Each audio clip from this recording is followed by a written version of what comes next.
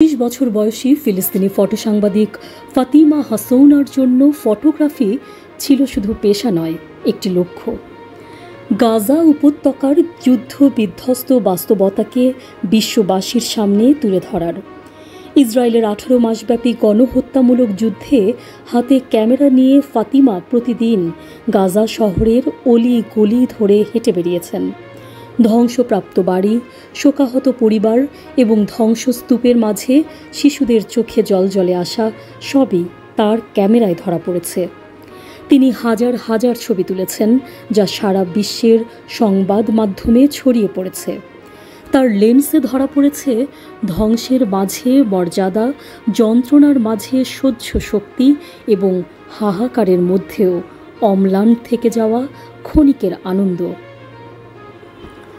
ফাতিমার ঘনিষ্ঠ বন্ধু আসমা আবু বলেন, ফাতিমা যাদের ছবি তুলতেন তাদের সঙ্গে গভীর আবেগঘন সম্পর্ক গড়ে তুলতেন।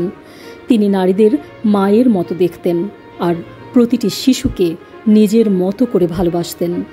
এই সহানুভূতি ছিল অকৃত্রিম। গাজার সহকর্মীরা ফাতিমাকে ডাকতেন গাজার চোখ নামে। ইসরায়েলি বাহিনী সেই চোখ চিরতরে বন্ধ করে দিয়েছে। গাজা শহরের তুফাহ এলাকায় তার বাড়িতে এক ইসরায়েলি বিমান হামলায় ফাতিমা এবং তার পরিবারের আরও 9 সদস্য নিহত হন। তার বাবা মা মারাত্মক আহত অবস্থায় এখনও হাসপাতালে। আসমা বলেন, ফাতিমা খ্যাতি চায়নি, সে শুধু চেয়েছিল মানুষ সত্যটা দেখুক। তার কাছে প্রতিটি ছবির ছিল একটি উদ্দেশ্য, একটি কণ্ঠস্বর ধরে রাখা, একটি গল্প বলা।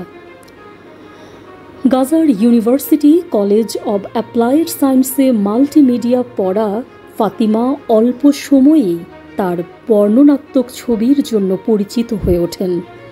তিনি স্থানীয় ও আন্তর্জাতিক অনেক সংস্থার সঙ্গে কাজ করেছেন, যেমন untold Palestine, Tamer Institute for community education এবং মার্কিন ভিত্তিক মন্ডোভিজ। তার কাজ দ্য গার্ডিয়ানে প্রকাশিত হয়েছে এবং গাজা, মাই বিলাভড ও সেইফের মতো আন্তর্জাতিক প্রদর্শনীতে স্থান পেয়েছে। আসমা বলেন, সে কখনো খবরের জন্য অপেক্ষা করত না, বরং তার দিকে ছুটে যেত। বোমা বর্ষণের মাঝেও সে সকালে উঠে বেরিয়ে পড়ত ক্যামেরা হাতে। অন্যরা যেখানে যেতে সাহস করত না সেখানে যেত সে। ফাতিমা সম্প্রতি গাজায় নারী ও শিশুদের নিয়ে একটি স্বল্প দৈর্ঘ্য তথ্যচিত্র তৈরি করেছিলেন, যা 2025 সালের মে মাসে কান চলচ্চিত্র উৎসবে প্রদর্শিত হওয়ার কথা ছিল। এটি তার প্রথম আন্তর্জাতিক মঞ্চে অংশগ্রহণ হতো। আসমা বলেন, সে ওই ছবিটা নিয়ে খুব গর্বিত ছিল। একদিন সে আমাকে বলেছিল, হয়তো আমার ছবি আমার চেয়ে বেশি দিন বাঁচবে, এটাই আমাকে শান্তি দেয়। তখনই সে হয়তো শেষ কথা বলেছিল এই পৃথিবীর জন্য। ফাতিমা আগস্টে বিয়ে করার প্রস্তুতিও নিচ্ছিলেন। ফিলিস্তিনি সাংবাদিক লামা আবু আসি বলেন, যুদ্ধের মাঝেও সে স্বপ্ন দেখা বন্ধ করেনি। সে চেয়েছিল একটি খোলা সবুজ মাঠে বিয়ের অনুষ্ঠান করতে, যেখানে পরিবারের সদস্য ও শিশুরা সবাই আসতে পারবে। একটি সম্মিলিত আনন্দ, অবরোধের বিরুদ্ধে দাঁড়ানো এক রঙিন প্রতিবাদ। আসি আরও বলেন, সে আনন্দের মুহূর্তগুলো ধরে রাখত যেন প্রজাপতির পেছনে ছুটছে। চারপাশে আগুন জ্বললেও সে ভবিষ্যতের স্বপ্ন বুনত।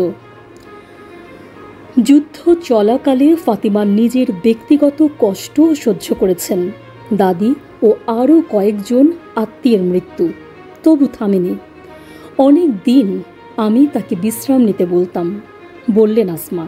সে বলতো, আমি যদি থেমে যাই তাদের কণ্ঠস্বর হারিয়ে যাবে। যখন মৃত্যুর খবর আসে, আসমা হাসপাতালে ছুটে যান। আমি ওকে খুঁজে বেরিয়েছি। একজন প্রতিবেশী বলল, তাকে মাথাবিহীন অবস্থায় কবর দেয়া হয়েছে। তখন আমি ভেঙে পড়ি, বলেন আসমা। তারা দুজন মিলে দ্য স্টোরি রিমেইন্স নামে একটি ফটো প্রকল্পে কাজ করছিলেন, যার লক্ষ্য ছিল ফিলিস্তিনি সাংস্কৃতিক স্মৃতি সংরক্ষণ করা। আমরা চেয়েছিলাম এটি বিদেশে প্রদর্শন করব। আসমা বলেন, এখন আমি জানি না আমি পারবো কি না। মনে হচ্ছে সব কিছু ওর সঙ্গেই থেমে গেছে। আসমা ও আবু আসির মতে ফাতিমা শুধু একজন ফটো সাংবাদিক ছিলেন না, তিনি ছিলেন একজন প্রত্যক্ষদর্শী গল্পকার এবং প্রতিরোধের প্রতীক।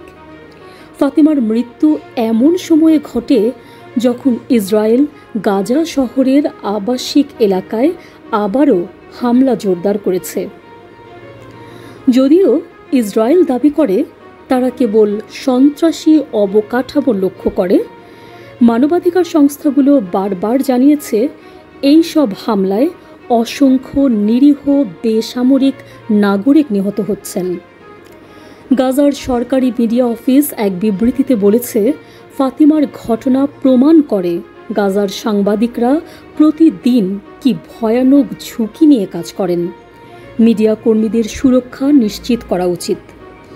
2023 সালের 7 অক্টোবর থেকে শুরু হওয়া ইসরায়েলি গণহত্যামূলক যুদ্ধে এখনও পর্যন্ত প্রায় 212 জন ফিলিস্তিনি সাংবাদিক নিহত হয়েছেন, যাদের অনেকেই ইসরায়েলি বিমান হামলার সরাসরি লক্ষ্য হয়েছেন।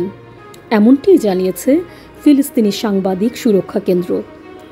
ফাতিমার মৃত্যু গাজার মিডিয়া সম্প্রদায়ের জন্য এক গভীর ক্ষতি। তিনি যুদ্ধের মানবিক দিক তুলে ধরতে জীবন উৎসর্গ করেছিলেন, কেন্দ্রটি জানায়।